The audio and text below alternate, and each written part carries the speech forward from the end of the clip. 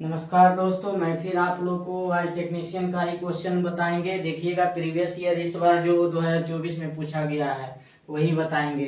कहता है दो संख्या का औसत दिया हुआ है m, उनमें से एक संख्या दिया हुआ है n, तो दूसरी संख्या क्या होगी। मान लेते हैं दूसरी संख्या क्या चीज, दूसरी संख्या को मान लेते हैं क्या, दूसरी संख्या मान लेते हैं क्या, x मान लेते हैं। उसमें एक संख्या क्या दिया हुआ है, n दिया हुआ है।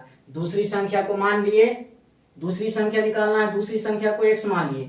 उसमें एक संख्या क्या दिया हुआ है, n दिया हुआ है, और दूसरी संख्या क्या है,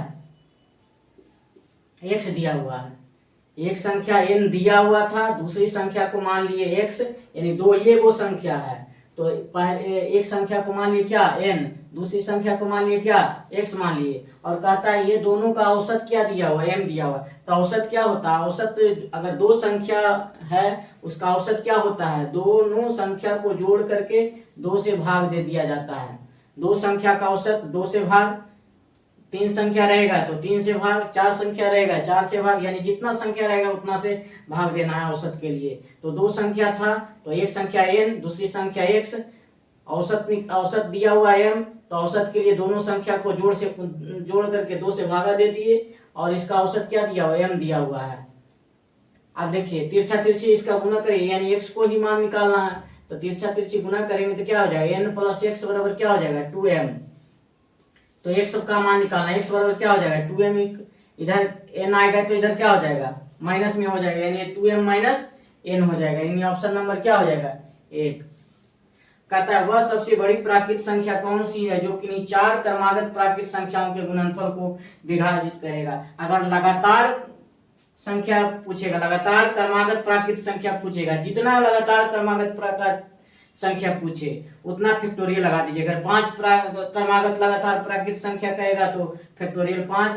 अगर 4 लगातार प्राकृत संख्या लगातार क्रमागत कह रहा है, लगातार प्राकृत संख्या कह रहा है, यानी क्रमागत मतलब लगातार प्राकृत संख्या का गुणनफल है, तो कितना फैक्टोरियल कर देंगे, 4 वो है क्रमागत, तो फैक्टोरियल क्या कर देंगे 4।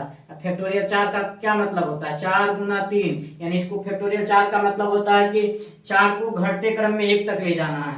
तो 4 के बाद 3, 3 के बाद 2, 2 के बाद 1, घटते क्रम लेना जाना है 1 तक।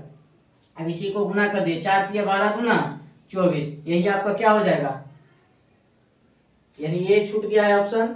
ऑप्शन नंबर ए में क्या होगा 24 आंसर हो जाएगा। नहीं तो देखिए क्या कहता है, चार को क्रमागत कोई भी प्राकृत संख्या ले लीजिए। जैसे हम ले लेते क्या 1 2 3 4 ले लिए। अब इसको गुना करिए, 4 तिया 12 गुना 24, गुना कर दिए सबको तो क्या हो जाएगा 24। अब देखिए अगला जो भी संख्या आएगा लगातार वो 24 से कटेगा। अगला लगातार प्राकृत संख्या बताइए, 2 गुना 3 गुना 4 गुना 5 प्राकृत संख्या हो गया लगातार, तो 2 5 और 20, 20 60, 60 गुना 120, 24 से कट रहा है ना। अगला लगातार प्राकृत संख्या बताइए, 3 गुना 4 गुना 5 गुना 6, लगातार 4 बोल ले लिए। अब इसका क्या होगा 6 5 30, 30 तिया 90, 90 4 360। देखिए 24 से सब कट रहा है कि नहीं कट रहा है, यानी सबसे बड़ा कौन सा होगा जो सभी को काट देगा, यानी 24। ऑप्शन नंबर 1 क्या हो गया, सही हो गया। अगर मेरा वीडियो अच्छा लगा हो तो लाइक और सब्सक्राइब जरूर करिए।